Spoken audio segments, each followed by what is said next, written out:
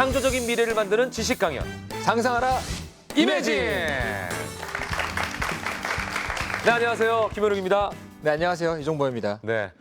자, 어제 혼자 제가 이제 공원을 한번 산책을 해봤어요. 네. 요즘에 여름밤이 좋잖아요. 네, 좋죠. 그랬더니 정말 강아지를 데리고 산책하는 분들이 참 많더군요. 아, 이 산책하기 좋은 예. 날씨죠. 그래서 저도 생각을 해봤습니다. 이 강아지를 키운다면 네. 외로움에서 벗어날 수 있을까 하는 철학적인 궁금증을 잠깐 외우세요. 뭐 가족 계획 같은 거예요.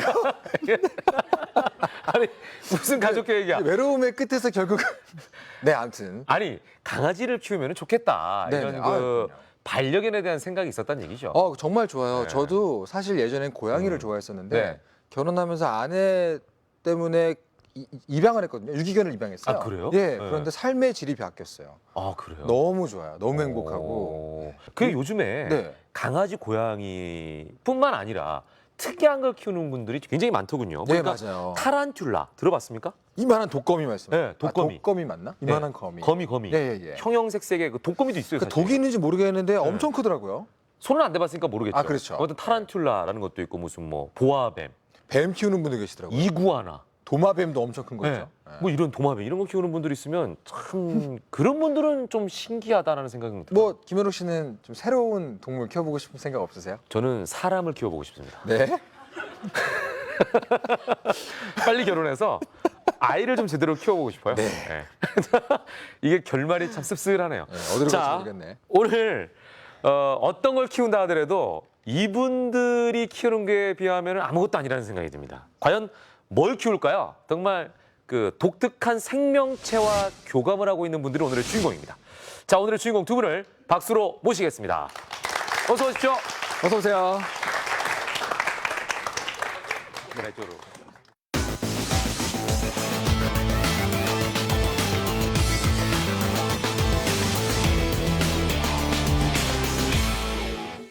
저는 여기 계신 김흥민 교수님 네. 뵙고요. 예. 깜짝 놀랐어요.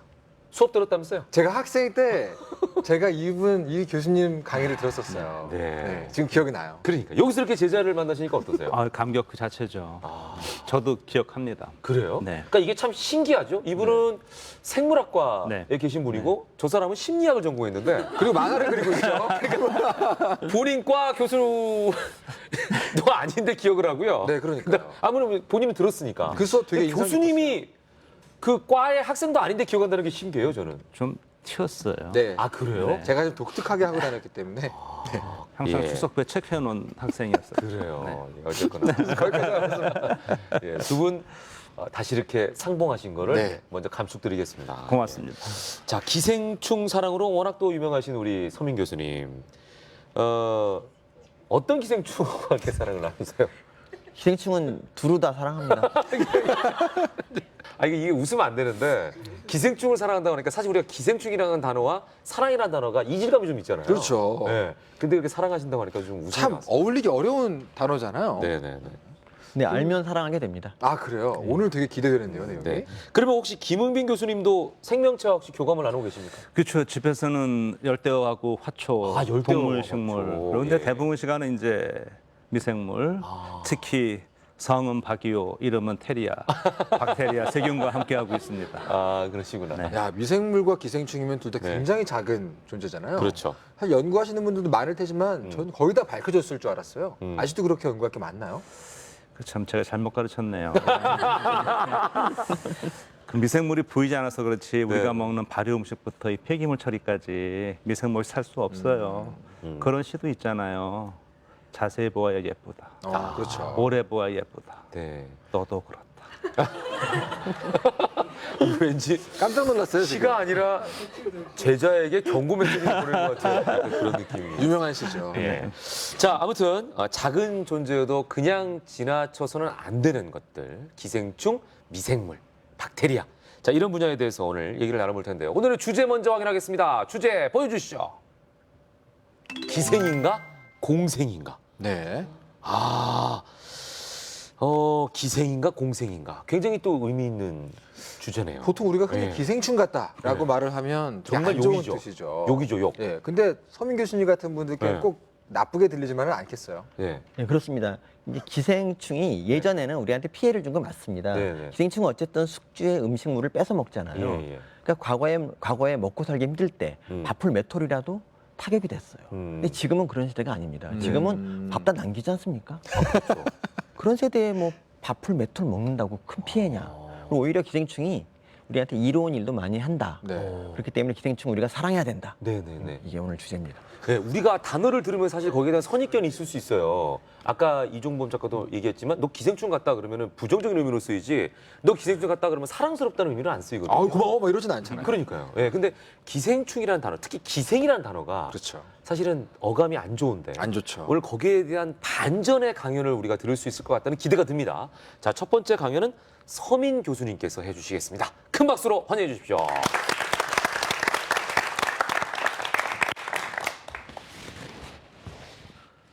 여러분은 기생충을 그렇게 좋아하지 않으시죠? 아주 싫어하실 겁니다. 근데 실제로 여러분 중에서 기생충 때문에 피해 보신 분 계세요? 아무도 안 계시죠? 그렇습니다. 바로 기생충이 착한 애들입니다, 사실은. 기생충을 보시면, 그러니까 이게 요충이라는 기생충인데 이게 핀처럼 생겼다 그래서 핀벌레입니다. 아주 귀엽게 생겼죠? 이거 이게 사람에게 잘 적응한 기생충이고 별로 심한 증상이 없다. 증상이라고 해봤자 항문 주위가 좀 가려울 정도다. 우리는 항문이 가렵다고 해서 뭐 응급실에 가거나 뭐 너무 괴로워하거나 그러지 않습니다. 물론 조금은 괴롭지만 응급실에 가진 않잖아요. 항문이야 긁어주면 되는 거 아닌가요? 요충이 특히 아이를 좋아하는 이유가 바로 이 점인데요. 사실 요충이 항문을 가렵게 하는 거는 다 이유가 있습니다. 모성애. 요충은 항문 주위에 알을 낳거든요. 그러면 그 알이 사람의 손을 통해서 다시 입으로 들어가야 이 자식들이 다시 어른으로 자랄 수 있습니다. 그러기 위해서 요충은 항문 주위에 알을 낳고 막 다니면서 간지럽게 만드는 겁니다. 그럼 우리는 어떻게 해야겠습니까? 저렇게 손을 넣어서 긁어줘야죠. 하지만 어른들은 그렇게 긁지 않습니다. 저 중에서 요충이 가장 바라는 항문 긁기는 무엇일까요? 네, 4번이죠. 네, 그렇죠. 다른 3개는 저렇게 긁으면 알만 터지고 전혀 도움이 되지 않습니다. 요충이 또 아이들을 좋아하는 이유는 아이들은 저렇게 항문을 긁고 그 손을 또 이렇게 빨아먹고 그 손으로 튀김을 먹고 심지어 다른 사람에게 튀김을 먹여주고 이래서 아이들을 좋아하는 겁니다. 이거는 기생충이 얼마나 착한지 기생충의 정신을 알 수 있는 그런 기생충입니다. 이 기생충은 이름이 광절 12조충인데요. 길이가 약 5m 정도 됩니다. 저 정도 길이라면은 마음을 독하게 먹고 저기 사람의 대장이거든요. 대장을 그냥 아예 똘똘 뭉쳐서 대장을 막아서 음식물이 못 지나가게 만들면 사람이 굉장히 괴롭겠죠. 근데 그렇게 하는 대신 저걸 보세요. 벽에 쫙 붙어서 기를 내주고 있지 않습니까? 그래서 저게 걸리면 사람이 별로 증상이 없습니다. 지금 저 사람은 왜 이렇게 저 기생충은 왜 사람 눈에 띄었을까요? 건강검진으로 대장 내시경을 체크를 하는 순간 눈에 띈 겁니다. 아무런 잘못이 없어요. 근데 일단 사람 눈에 띈 이상 이렇게 지금 보시면 개처럼 끌려 나오고 있습니다. 저 보시면 머리로 장벽을 붙잡고 안 나가려고 발버둥 치는 그런 모습이 보이죠. 너무 안타깝지 않습니까? 네, 제가 이런 생각을 할 겁니다. 왜 나한테 왜 이래? 내가 뭐 잘못했다고? 이런 것입니다. 이거는 고래회충이죠. 고래회충은 원래 고래의 회충입니다. 사람의 회충이 아니라. 그러니까 고래회충은 사람의 배를 아프게 하는데 그 이유가 뭐냐면 고래의 회충이기 때문에. 그러니까 고래회충이 사람 몸에 잘못 들어오면 아 여기가 아니구나 이러고 다른 데로 나가려고 하는데 위에서 뭐가 분비됩니까? 위산이 분비되죠. 그러면 제가 어린애거든요. 어린애인데 따가운 산이 분비되니까 무서워서 위벽을 뚫고 머리를 좀 묻으려고 숨어보려고 하는 그런 행동을 당연한 거 아닙니까? 생물체라면 그 과정에서 배가 조금 아플 수 있습니다. 하지만 그게 답니다. 기생충이 과연 사람에게 나쁜 짓만 할까? 그동안 우리 면역계는 기생충하고 오랫동안 호용호제하고 친하게 지냈습니다. 그런데 기생충이 없어지니까 면역계가 기생충을 막 찾아다니다가 나중에 삐뚤어집니다. 그래서 우리 몸을 공격하는 게 바로 알레르기죠. 그러면 이럴 때 우리가 어떻게 해줘야 될까요? 기생충을 넣어주면 됩니다. 기생충을 넣어주면 우리 면역계가 기생충한테 이렇게 말합니다. 아니 어디 갔다 왔어? 그러면 이제 기생충이 물어보죠. 너는 잘 지냈니? 그러면 면역계가 갑자기 부끄러워합니다. 왜냐하면 올바르게 못 살고 삐뚤어져서 숙주 몸을 공격했으니까. 그래서 숙주가 이제 면역계가 이렇게 말합니다. 네가 왔으니까 나는 다시 착한 삶을 살겠다. 이래서 기생충을 넣어주면 알레르기나 자가 면역 질환의 치료가 됩니다. 바로 이거는 돼지편충으로, 그러니까 맨 저 위에가 정상 대장인데 자기 면역계가 대장을 공격하면 저 아래처럼 완전 자갈밭처럼 됩니다. 저기다가 돼지편충화를 넣어주면 저게 드라마틱하게 위에 대장처럼 좋아집니다. 기생충은 이렇게 착한 일을 하고 있는 존재입니다. 그런데 우리가 왜 기생충을 미워하냐? 바로 외모지상주의입니다. 저도 외모 때문에 고생을 많이 해서 기생충의 마음을 10분 이해합니다. 우리 기생충을 미워하지 말고 기생충을 잘 이용해서 어떻게 하면 인류에 더 이롭게 쓸 수 있을지 그거를 좀 고민해 봐야 되지 않을까요? 제 강의는 여기까지입니다. 감사합니다. 알겠습니다. 예. 기생충이라고 하는 주제를 가지고 이렇게 재미있게 강의를 할 수 있을까 싶을 정도로 어떻게 보면 반어법으로 좀 강의를 했다고 봐야 될까요? 저는 진심이 느껴졌어요. 예. 진정한 사랑. 예. 아니, 외모 지상주의 때문에 기생충을 미워한다. 그러니까 결국은 기생충이 못생겼기 때문에 징그럽기 때문에 싫어한다 그 얘기 아니세요? 예, 맞습니다. 그죠? 그런데 따져보면은 그렇게 징그럽게 생기지도 않았고요. 네. 하나같이 예술적으로 생겼습니다. 네. 우리 기준에 비춰서 얘 못생겼다 이렇게 말하는 거 옳지 않죠. 네. 자, 우리가 그 서민 교수님의 일단 첫 번째 강연을 들어봤는데 혹시 의견이나 질문이 있으신 분들은 손 들어주시기 바랍니다. 예, 뒤에 계신 우리 여학생 마이크 앞으로 좀 나와주시죠. 자, 일단 질문은 뭐예요?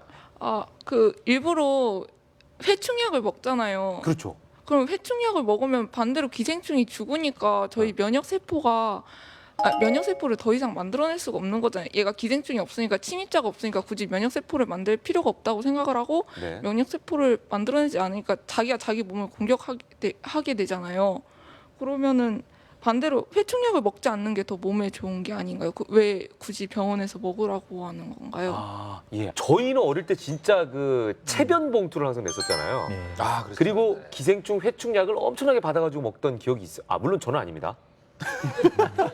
마치 제 얘기를 한 것처럼 됐는데 그런 친구들이 있더라고요. 근데 이런 경우 진짜 지금 학생이 질문한 것처럼 기생충이 만약에 우리한테 이로운 어떤 존재라면 회충약을 먹어야 되는 건지.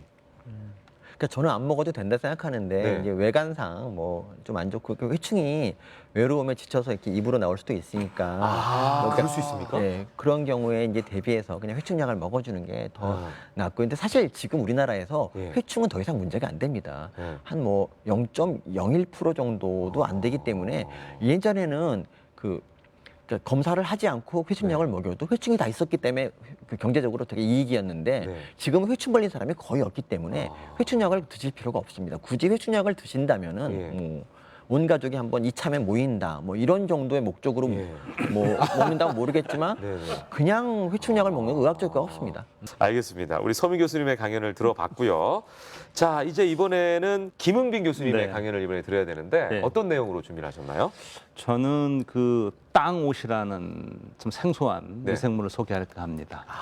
이번엔 미생물이네요. 네, 네. 기생충이 아니고. 네. 네, 알겠습니다. 자, 땅옷이 뭔지 처음 들어보는 미생물인데 한번 강연을 통해서 알아보도록 하겠습니다. 김은빈 교수님의 강연 박수로 청해 듣겠습니다.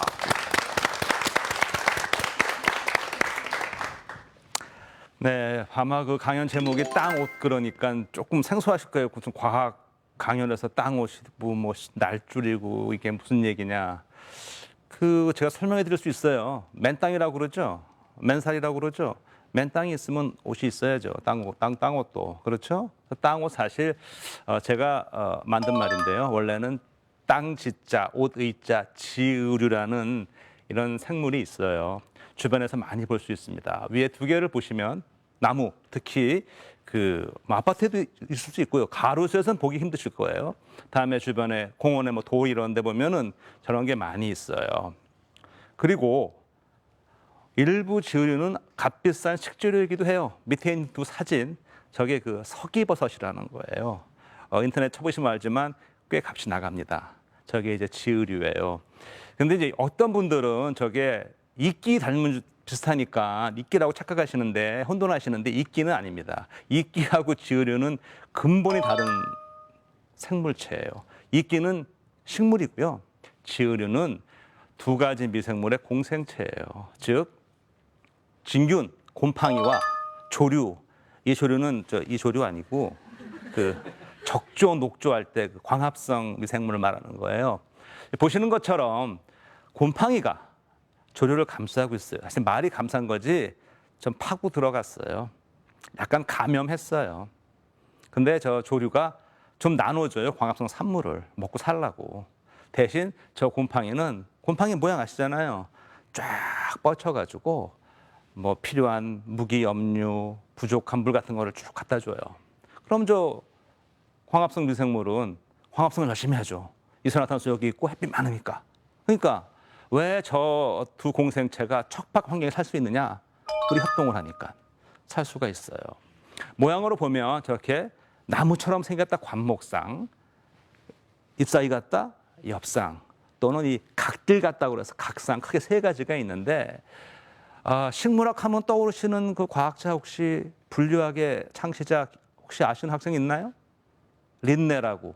예. 린네가 식물 분류학의 창시자를 할 수 있는데요. 린네가 뭐라고 했냐면 저 지어리를 보고 이거 18세기 중반 얘기입니다. 식물계의 가난한 농사꾼이다라고 그랬어요. 왜냐하면 볼품도 없고 신경활품을 못 썼어요. 그리고 그 이후 한 100년 동안 저 지어리는 아주 하등한 식물로 뭐 그렇게 관심도 못 받고 좀 천대받는 그런 생물체였습니다. 그러다가 1869년인가에 스위스의 슈벤더너라는 한 식물학자가 이렇게 얘기를 해요. 이것이 식물이 아니고 조류와 곰팡이의 공생체다라고 말을 했어요. 반응이 어땠을까요? 말도 안 되는 소리 하지 말아라. 뭐 엄청 조롱과 경멸, 심지어 그런 음란한 생각 꿈도 꾸지 말아라. 어떻게 이종 간에 무슨 둘이 끌어안고 그런 짓을 하느냐라고 정말 엄청난 비난을 받았어요. 그러고 한 또 30년이 지났어요. 이번 영국의 한 아마추어 여성 과학자가 열렬하게 슈벤덴의 이론을 지지하면서 맞다라고 주장을 해요. 이름이 어려운데 혹시 이런 분을 아시나요? 베아트릭스 포터라고? 이름은 모르시겠지만 저 그림은 그렇지 않으세요?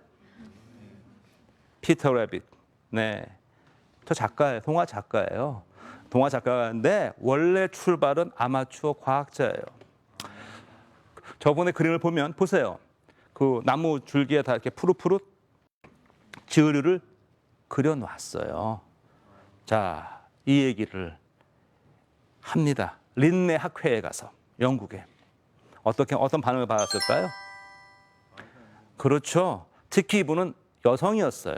그 당시에는 과학계에서 그냥 여성을 차별했었기 때문에 이건 더 경멸을 당하는 거죠. 어디 와서 이런 지금 소리를 하느냐고. 이분이 큰 상처를 받아요. 그래서 후련히 과학계를 떠납니다. 그리고 동화를 그리죠. 이야기를 쓰고. 그래서 그 덕분에 어쩌면 그 덕분에 오늘날 우리가 저런 작품들을 보고 있는지도 모르겠어요.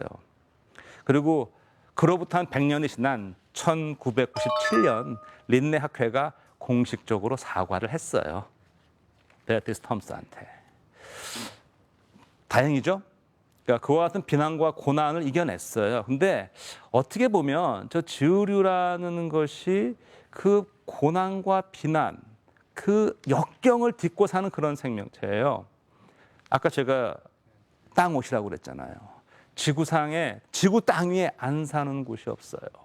심지어 그 춥다는 남극까지도. 맨 땅 보이죠? 새 한 마리 서 있습니다. 저기 남극의 도둑갈매기라는 건데 남극에는 식물이 거의 없습니다. 거의 없어요. 워낙 춥고 촉박하기 때문에. 저기 보이는 전 모든 것은 다 지으류입니다. 겨울에도 보이시고요. 그리고 약간 밑에 서기버섯처럼 보이는 것도 있고 살고 있어요. 저들이 저렇게 척박하게 살 수 있는 이유는 아까 말씀드린 것처럼 둘이 너무나 다르기 때문이에요. 근본이 다르기 때문에. 근데 그 다름을 인정했어요. 그리고 약간 존중해줬어요. 즉 힘의 강함으로 상대방을 제압하려 하지 않고 상대방한테 인정해주고 좀 내어주고 용인해 줌으로써 협동을 물론 해야죠. 그리고 견뎌내요. 상황이 아주 안 좋아지면은 물을 쫙 뺍니다. 탈수하는 거죠. 싹 비워버려요. 버팁니다. 다시 좋아지면 물을 또 쫙 흡수해요. 그와 같은 협동, 용인, 화합의 전략으로 살아 있습니다. 그런데 안타깝게도 저와 같은 지우류가 최근 들어서 많이 사라지고 있어요. 저렇게 강한 지우류도 인간의 이 나대는 활동에는 맥을 못 쓰는 것 같아요. 아까 말씀드렸지만 한번 내리도 낮에 가로수나 도로변에 나무나 돌을 한번 보시고 공원이나 아니면 조금 좀 한적한 아파트에 사시면 한번 잘 비교해 보세요. 과연 지우류를 어디서 볼 수 있고 어디서 볼 수 없는지 한번 보시기 바랍니다. 제 강연은 여기까지입니다. 고맙습니다. 네. 김흥빈 교수님의 강의였습니다. 베아트리스 포터 되게 좋아하는 작가였는데 아마추어 과학자는 사실은 지금 처음 들었어요. 아, 그렇습니까? 네, 영화도 나왔다고 하는데 네. 그렇군요. 그럼 지금 이 지유류라는 것이 네. 어떻게 보면 수많은 것들 어떻게 보면 지구 전체하고도 공생하고 있다고도 볼 수 있겠네요. 그렇죠. 사실 근데 이제 공생이라는 거는요. 생물에서 말하는 공생은 두 생명체가 둘 이상의 생명체가 서로 물리적으로 가까이서 교감을 하는 공생이라고 그러거든요. 네. 근데 지구는 살아있지 않기 때문에 생물학적으로는 지구와의 공생을 말하기는 조금 어렵지만 네. 우리 이 작가 같은 분이 지구의 생명을 부르는 작품을 만들면 거기서는 공생이라고 해도 괜찮을 것 같아요. 시적인 표현을 해주시네요. 예. 그러면 지금 아까 서민 교수님 강의도 그렇고 우리 김 교수님의 강의도 그렇고 두 분의 강의 아까 주제가 기생인가 공생인가 네. 했는데 네. 이걸 우리가 인간에게 도움을 주는 쪽으로 이렇게 봤을 때는 공생이다라고 우리가 결론 내릴 수가 있겠네요. 그죠? 두 분 강의를 다. 예. 자, 이번에 김흥빈 교수님의 강의에 대해서 또 질문이나 의견 있으신 분은 저희가 기회를 드리도록 하겠습니다. 손 들어서 표해 주시죠. 네. 가운데 있는 우리 여학생 마이크 앞으로 좀 이동해 주시죠. 사라져가고 있는다고 이제 말씀하셨는데 지유류가. 네. 예. 그러면 이 지유류를 좀 잘 보호를 해야 될 것 같은데 네네. 어떻게 보호를 하는 게 좋을 것인지 네, 그냥 저희가 알고 있는 그냥 환경 보호 이런 걸로 하면은 예. 지유류가 잘 보호가 되는 건지 네네. 여쭤보고 싶습니다. 네. 지유류가 분명히 사라져가는 거는 인간에게는 위협이에요. 위협이죠. 예. 네. 그럼 어떻게 이거를 보호할 수 있을까요? 사실 지구류가 사라지는 가장 큰 원인 중에 하나는요 대기오염이거든요. 대기오염. 특히 대기오염 중에 아황산가스. 그래서 일부 지유류는 대기오염의 지표종으로 쓰입니다. 즉 그 지유류가 있느냐 없냐를 가지고 대기오염들을 판단을 해요. 근데 굉장히 역설적인데요. 지유류가 왜 그러면 저렇게 강한 생명체가 대기오염에 약하냐. 이들이 아까 말씀드렸잖아요. 용인, 네. 호용, 네. 즉 척박 환경에 살다 보니까 웬만하면 다 받아들여요. 그러니까 보통 다른 생명체들은 걸르고 예. 선택하고 대타적으로 가는 대타적으로 가는데 예. 여기는 너무 포용을 해주는 거예요. 그러니까 웬만한 걸 다 받아들이니까 예. 다른 식물의 다른 생물체에 비해서 대기 중에 있는 이 좋은 거 나쁜 거 그냥 한꺼번에 다 받아들이는 경향이 자기에게 해가 되는지도 모르고. 모르고 워낙 그런 경향이 좀 있어 가지고 더 네. 취약합니다. 고로 지구류를 보존하려면 대기 오염을 네. 줄이는 방향으로 노력을 해야겠죠. 그럼 우리가 뭐 예를 들면은 우리가 흔히 알고 있는 뭐 온실가스라든지 네. 더불어서 뭐 매연이라든지 네. 뭐 이런 모든 부분들이 다 연관이 있는 거네요. 그렇죠. 온실가스는 이제 주로 이산화탄소지만 저희는 매연, 특히 네. 아황산가스니까. 예. 그래서 아까 제가 말씀드렸던 게 가로수 한번 보시라. 한번 보시면 가로수에 지우류 보실 수 없을 겁니다. 아파트도 도로변 아파트보다는 조금 더 들어가셔야 아마 한번 내일 유심히 보시기 바랍니다. 교외로 나가야 돼요. 아니요, 서울 시내 아파트에서 좀만 들어가면 예. 되기 때문에 그걸 유심히 보시면 아실 수 있을 혹시 거예요. 햇빛하고는 직접적으로 관련이 없나요? 햇빛은 많아도 좋죠. 왜냐하면 광합성을 하니까. 근데 햇빛은- 우리가 흔히 생각하면은 좀 음습한 곳에 있다라고 생각하기 쉬운데 수분이 좀 많고. 그건 아닌가요? 저 돌 위. 나무 예. 껍데기가 수분이 많지는 않잖아요. 네. 그러니까 그 수분 부족한 상태에서 그 수분을 공급해 주는 게 네. 곰팡이의 역할이죠. 저는 지금 한쪽으로만 제가 좋아하는 쪽만 생각이 드는가 봐요. 송이를 제가 좋아하거든요. 그러니까 송이는 음습하고 좀 그런 데만 있으니까. 버섯은 원래 그렇죠. 그러니까요. 저도 얘기 듣다가 좀 감동을 받은 게 네. 기생충도 환경오염 때문에 많이 없어지고 아, 있습니다. 그래요? 보통 이제 환경이 더러워야 기생충이 많다 생각하는데 그 반대입니다. 그건 아니에요? 기생충은 아주 깨끗한 데서만 살아요. 그래요? 우리 모두 같이 노력합시다. 네. 귀인을 만난 것 같습니다. 예, 예. 자, 아무튼 오늘 강의가 너무나 재미있고 흥미진진하고요. 더불어서 별걸 다 사랑하는 분들이다라는 생각이 드는데 그러니까 말이에요. 얘기를 듣고 보니까 이해가 돼요. 이해가 되는 그런 강연이에요. 예. 자, 잠시 후에 또 다른 주제로 이 흥미로운 강연 이어갑니다. 조금만 기다려 주십시오. 이미지.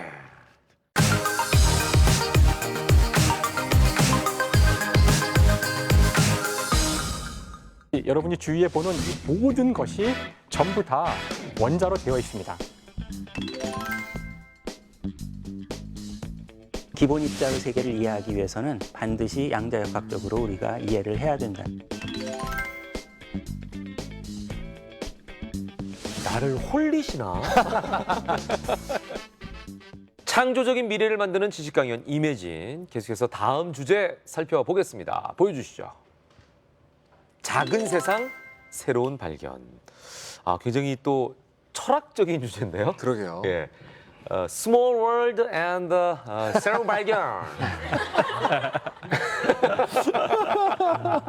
우리가 살고 있는 지구가 워낙 작으니까요. 그렇죠. 예, 거기에 대해서 또 어떤 새로운 발견들이 있을까요? 기생충이나 미생물은 사실 저희가 눈으로는 볼 수 없잖아요.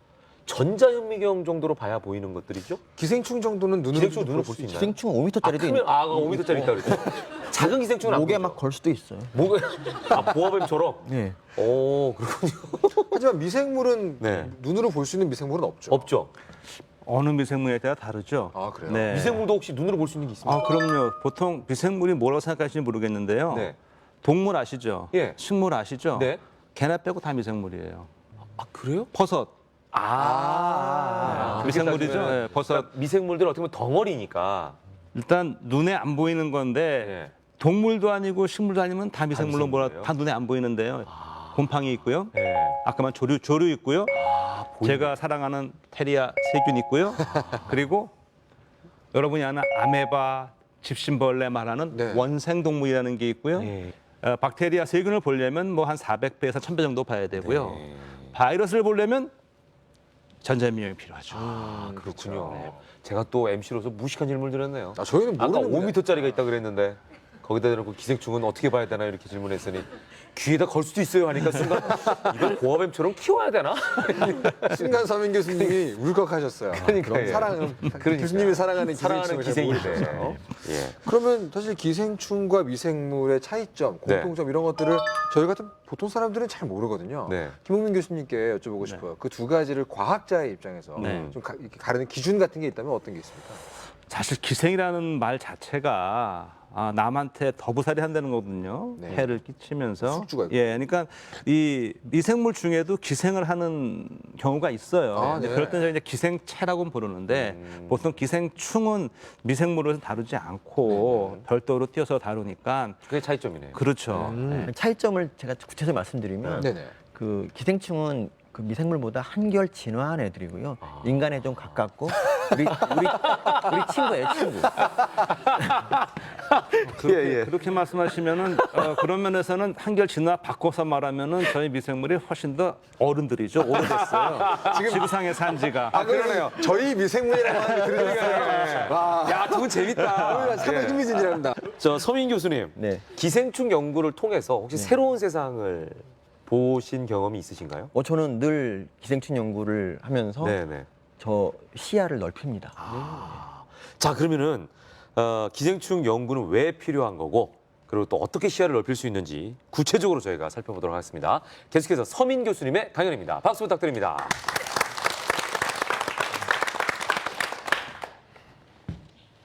기생충 연구를 왜 하냐? 기생충은 다 멸종했는데 이렇게 생각하시는 분들이 혹시 계시죠? 여기서는 그 편견을 한번 깨드리겠습니다. 제가 기생충학을 하게 된 거는 저기 보이는 교수님이 저를 꼬였기 때문입니다. 갑자기 저한테 기생충을 해보지 않겠니? 이렇게 말씀하셨습니다. 저는 저 말을 들었을 때 좀 어이가 없었죠. 제가 아는 기생충학은 사람의 대변을 검사하는 곳이었습니다. 대변을 검사해서 기생충이 있으면 약을 주고 이런 거 아니겠습니까? 그런데 막상 교수님의 실험실에 가서 한 7주가량 있어 보니까 기생충은 대변 검사하는 곳이 아니라 기생충을 가지고 인류의 건강에 유익하도록 연구하는 학문이더라고요. 여기 보시는 하얀 물체는 스파르가놈이라는 5글자로 된 기생충입니다. 이 기생충은 아주 강해서 방사선을 아무리 쪼여도 죽지 않는 그런 신비로운 기생충입니다. 근데 얘가 철이 없어서 사람 몸에 들어가면 어디든지 갑니다. 눈으로도 가고 뇌로도 가고 심지어 고안으로도 갑니다. 철이 없어서.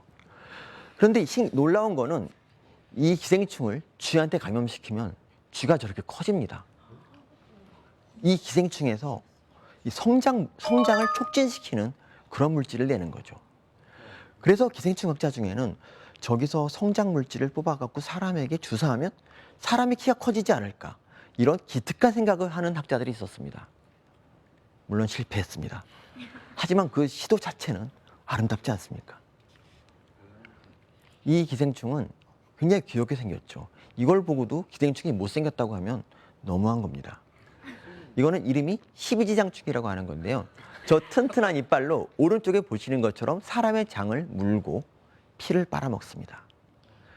피를 빤다니까 잔인해 보이지만 하루에 0.5cc 빨아요. 그 정도 우리 줄 수 있습니다. 어쨌든 얘네들은 피를 빨 때 피가 굳지 않도록 항응고제를 분비합니다. 그런데 일반적으로 쓰이는 항응고제는 부작용이 많지만 이 항응고제는 별반 부작용이 없어서 이걸 이용해서 사람의 항응고제로 만들 수 있지 않을까, 여기에 창안한 회사가 있었어요. 연구 개발을 시작한 지 20년이 됐는데 아직까지 성과는 내지 못했습니다. 어쨌든 기생충은 이런 연구를 하는 곳입니다. 이거는 톡소포자충이라는 기생충인데요. 톡소포자충은 뇌를 침범하거든요. 근데 이 톡소포자충이 치매하고 좀 관련이 있어요. 그러니까 톡소포자충을 가지고 치매를 치료할 수도 있고 뭐 이런 연구를 하는 사람도 많이 있습니다. 그리고 톡소포자충은 모든 세포를 다 때려 부숩니다. 그래서 톡소포자충을 암세포에다 넣어주면 암세포를 다 두드러 패겠죠. 그래서 암을 치료하는 데 쓸 수도 있습니다. 이런 연구를 하는 겁니다. 그럼 저는 뭘 연구하느냐? 저는 몇 년 전부터 미이라에서 기생충의 알을 찾는 연구를 합니다. 우리나라에도 미이라가 굉장히 많이 발견되거든요. 이걸 통해서 뭘 알 수 있느냐? 지금 저 아이가 5살짜리인데 보시면 회충, 편충, 간디스토마의 알이 나왔어요. 뭐 회충, 편충이야. 그 당시 국민 기생충이었으니까 그렇다 쳐도 간디스토마는 굉장히 충격이에요. 왜냐하면 이거는 생선회를 먹어야 걸릴 수 있거든요. 그럼 조선시대에는 5살짜리 애가 생선회를 먹었다, 이런 사회상을 알 수 있는 거죠. 그리고 이거는 제가 그 미이라의 억울함을 풀어주는 사건인데요. 이제 30세 정도 되는 여성 미이라가 발견이 됐어요. 근데 그 미이라를 조사하던 중에 그 이상한 뼈가 나왔습니다. 이게 뭐지 생각했는데 저 오른쪽에 보시는 것처럼 태아의 뼈였습니다. 그래서 학자들은, 사실 이거 연구하는 분들이 저하고 딴 친구 둘밖에 없기 때문에 제 친구는 저걸 보고 이 여자가 애 낳다가 죽었다, 이렇게 생각을 했습니다. 실제로 출산 중에 죽은 미이라, 이런 식으로 기사가 나갔습니다. 하지만 저는 뭔가 석연치 않았습니다. 그래서 이 미이라를 뒤졌죠. 뒤졌더니 페디스톰의 알이 굉장히 많이 나왔습니다. 저렇게 많은 페디스톰의 알은 전 처음 봤습니다. 그리고 이 알이 장뿐 아니라 간과 폐에도 잔뜩 있었습니다. 페디스토마는 인체에 기생하는 기생충 중에서 드물게 조금 해로운 겁니다. 저 알로 봐서는 몇백 마리가 들어갔을 거거든요. 아마 저 여자는 그래서 죽었을 것이다. 가계도를 조사했더니 저 사람은 어떤 양반집의 후손의 둘째 며느리였어요. 첫째도 아니고. 첫째 며느리가 애를 낳지 못했기 때문에 둘째 며느리로 들어가서 아들 셋을 낳고 넷째를 낳다가 죽은 겁니다. 그런데 왜 저렇게 페디스토마에 많이 걸렸느냐? 페디스토마의 감염원은 가재나 개입니다. 근데 개를 저렇게 많이 먹었을 것 같지는 않고, 해서 옛날 기록을 찾아봤더니 그 당시는 가재가 요새 그 홍삼 같은 그런 보양식이었어요. 아마도 넷째를 임신하고 몸이 좀 안 좋아서 보양식으로 가재를 무지하게 많이 먹었을 겁니다. 그리고 무지하게 많은 페디스토마에 걸렸을 겁니다. 이걸 통해서 뭘 알 수 있느냐? 그 당시 그 아들을 낳기 위해 둘째 부인을 얻는 그런 사회상, 그리고 보양식인 줄 알고 가재를 먹고 죽어가는 여인의 슬픔. 뭐 어쨌든 이 여인의 억울함을 제가 풀어드린 거 같지 않습니까? 이런 식으로 기생충 연구란 기생충을 이용해서 인류 건강에 도움을 주고자 하는 그런 연구입니다. 아울러서 과거에 억울하게 죽은 여인, 이 여자가 자기 죽음의 진상을 후세 사람들이 모르면 그것도 억울하지 않습니까? 근데 제가 그걸 풀어줬다. 보람이 있었습니다. 제 강의는 여기까지입니다. 아, 예. 서민 교수님의 강의 역시 흥미진진했습니다. 너무 재밌어요. 예. 근데 얘기를 듣고 보니까 정말 그 기생충 연구를 통해서 얻을 것들이 굉장히 많은 것 같아요. 근데 아까 말씀하시는 것 중에 그런 연구를 하다 실패했다고 얘기를 아까 몇 번 하셨는데 네. 그게 왜 실패를 한 건가요? 한참 연구가 진행 중이었는데 네. 이 분자 생물학이 발달해서 네. 사람의 성장 호르몬과 똑같은 거를 만들어낼 수 있는 시스템이 됐거든요. 네네. 그러면 뭐하러 기생충 걸 쓰겠어요? 사람 걸 쓰지. 그래서 망했습니다. 자, 서민 교수님의 강연. 자, 어떻게 들으셨는지 의견이 있으시거나 또는 질문이 있으시면 손을 들어 주십시오. 예. 우리 여학생 이쪽으로 나와 주시죠. 자, 우리 서민 교수님의 강연 어떻게 보셨어요? 이런 한국의 문화 콘텐츠를 보면은 네. 특히 영화 같은 경우에 이런 기생충이나 이런 게 되게 자주 조명됐었어요. 네네. 그래서 뭐랄까 그 영화에서 나오는 그런 판타지걸 같은 그런 이미지를 네네. 어떻게 생각하시는지 궁금해서. 네. 그 과하게 이 기생충을 좀 흉측하게 좀 표현한다든지 네. 이렇게 좀 과장되게 표현하는 것에 대해서는 어떻게 생각하시는지. 굉장히 마음이 아프죠. 네. 기생충 중에서는 아름다운 것도 굉장히 많고 네. 이제 제가 제일 아름답다고 생각하는 거는 이제 편충이라고 편충이요. 채찍처럼 생겼는데 네. 그 편충이 앞머리를 이렇게 너울거리며 이렇게 있는 모습을 보면 네. 넋을 잃게 되거든요. 근데 그런 것들 다 놔두고 좀 네. 징그러운 것만 좀 부각시켜서 네, 이렇게 네. 좀 엽기적으로 기생충을 몰고 가는 것들이 이 기생충에 대한 편견을 고착화시키고 나아가서는 이 우리나라가 과학 강국이 되는데 좀 지장을 주지 않는가 예. 그런 생각을 합니다. 혹시 개인적으로는 보신 영화 중에 네. 제일 심하다 했던 혹시 기생충 관련된 영화 있어요? 그 일본 영화인데 네. 기생수라고 예. 그 내용은 굉장히 재밌는데 그게 기생충들이 사람 머리를 조종해서 이유 없이 사람들을 막 죽여요. 원래 기생충은 그런 애들이 아닙니다. 몸에 있어도 전혀 모르고 5년 이상 사는 그런 게 기생충인데 네. 안타깝습니다. 정말 진심 어린 얘기를 하시는 것 그러니까요. 같아요. 예, 그게 느껴집니다. 자, 잘 들었고요. 자, 이번에는 김은근 교수님의 네. 강연을 또 들어보도록 하겠습니다. 예, 이번에는 어떤 내용으로? 이번에는 조금 융합적인 내용일 수 있는데 미토콘드리아의 지혜라는 내용으로 네. 좀 우리에게 익숙한 단어네요. 그렇죠. 예. 네. 또 기대가 됩니다. 네, 말씀을 드릴까 합니다. 예. 자, 김은빈 교수님의 강연 역시 박수 부탁드립니다. 미토콘드리아 뭔지 아시죠? 네, 뭐죠? 세포 내 ATP만 어렵게 하시네. 세포 내 발전소, 세포 내 에너지 공장. 즉 우리 몸에서 필요한 에너지를 만들어 주죠. 각 세포마다 미토콘드리아 수는 다릅니다. 근육 세포는 더 많고요. 등등등. 자, 그러면 이렇게 하실 거예요. 아니 미토콘드리아는 살아있는 생물도 아니고 그 지혜가 무슨 소리냐? 이게 무슨 소리냐? 제가 한 몇 년 전부터 이 철학을 전공하시는, 특히 예술 철학을 전공하시는 우리나라에서 아주 가장 아마 그 멜랑콜리 이 연구를 선도하시는 김동규 박사라는 분이 있는데 그분하고 만나서 대화를 나누고 있어요. 우리가 공생에 대한 주제로 서로의 얘기를 하다가 제가 받은 영감과 또 좀 얻은 내용을 가지고 정리한 이제 그런 내용으로 말씀을 드리도록 하겠습니다. 먼저 이 철학하시는 분들은요, 특징이 뭔 말을 하려면 정의를 그렇게 따져요. 그러니까 개체란 무엇인가? 우리 개체 하시잖아요. 그냥 개체예요. 그러면 아니 정말 개체를 할 수 있습니까? 답하기가 좀 그래서 아니 그게 일단 저는 생물 개체를 생각하는데 왜 했더니 개체라는 것은 영어를 보시면 in은 할 수 없다는 거잖아요. dividual, divide, 나눌 수 없다는 뜻이에요.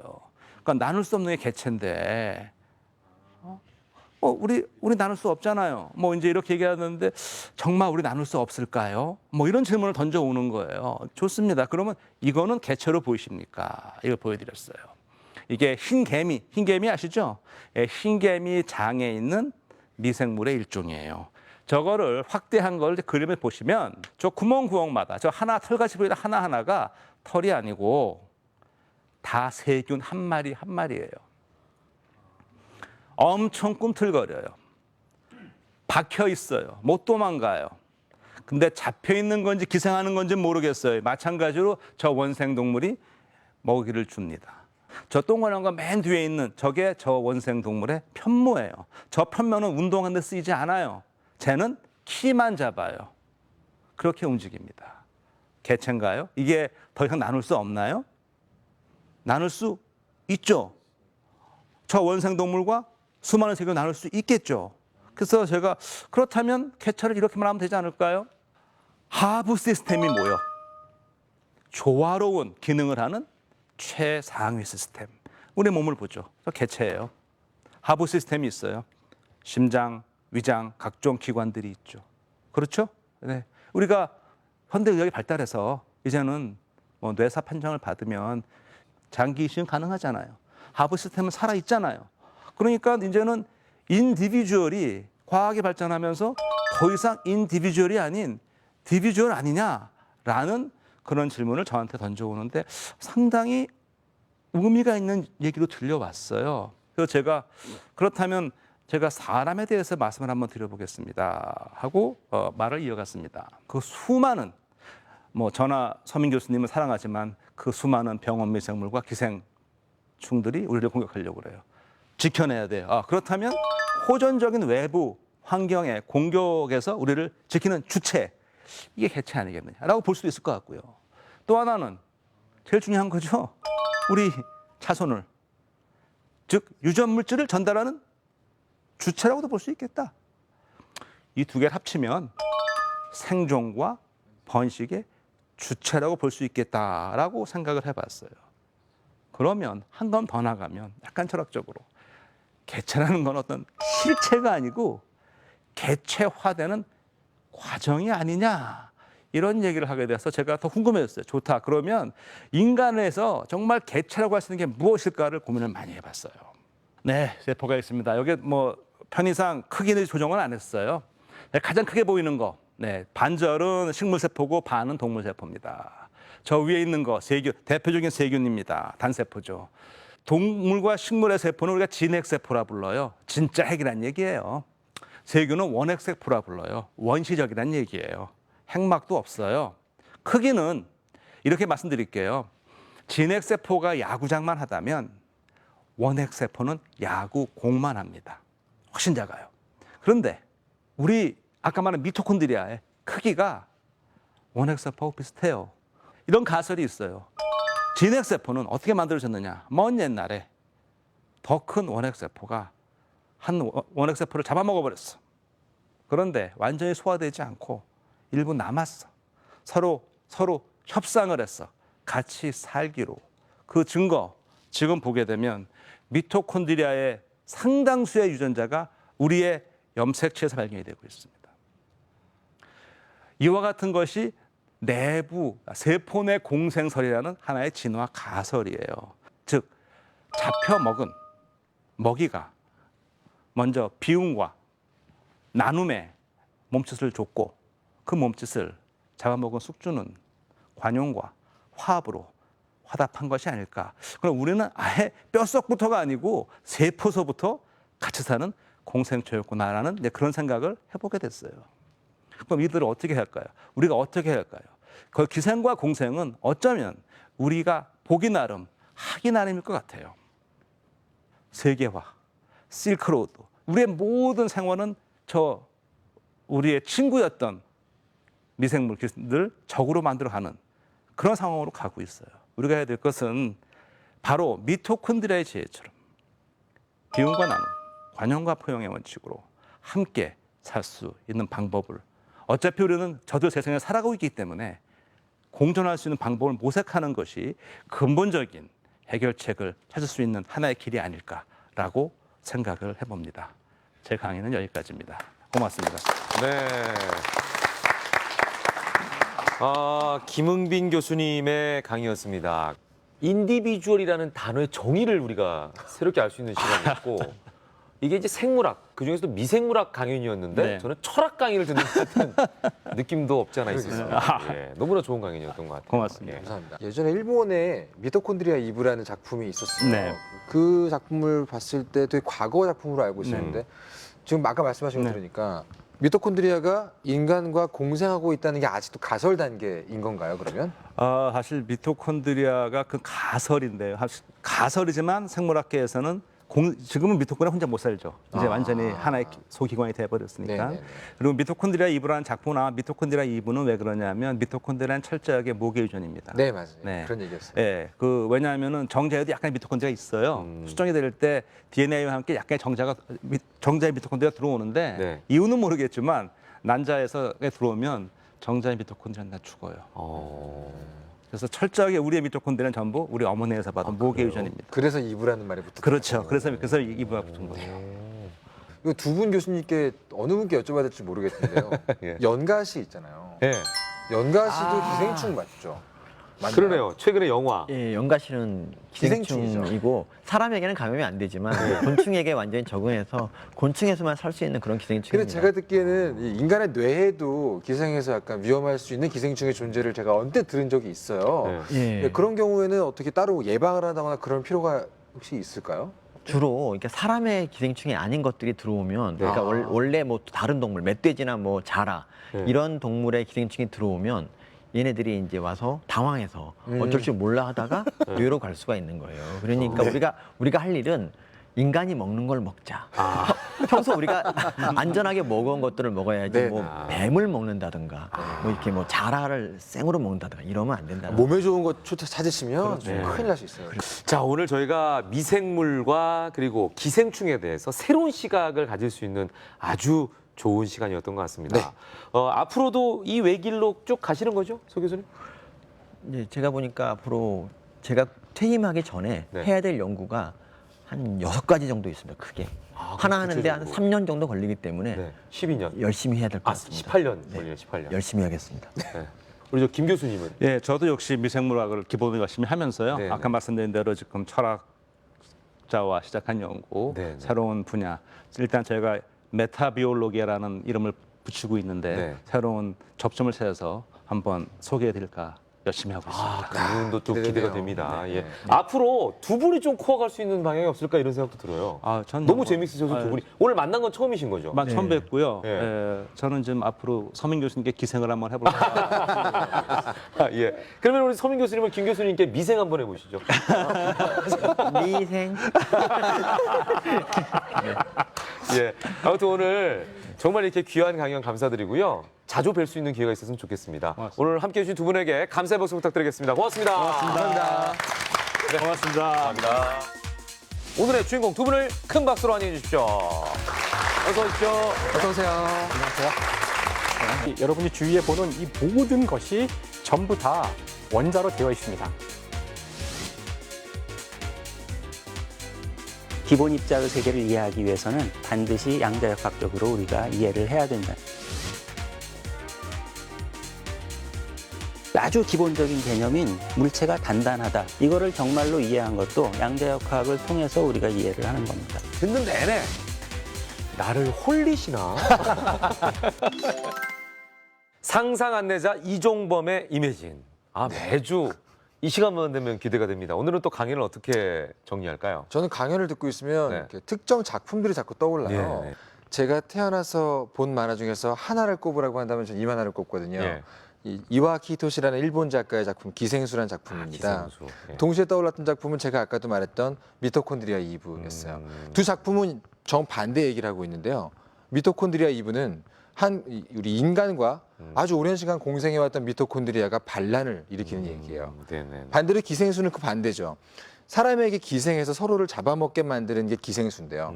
주인공은 그 기생하는 기생수와 공생하게 되는데 성공하는 존재가 됩니다. 그 이야기는 사실 작품의 전체적인 이야기를 따라가다 보면 인간 사이에서도 언제든 벌어질 수 있는 기생, 이 기생이라는 것이 어떻게 공생으로 변할 수 있는가, 이걸 그 무엇보다 잘 보여준 작품이에요. 근데 그 핵심은 바로 뭐냐면 상대방에 대해서 알고 싶다는 마음이에요.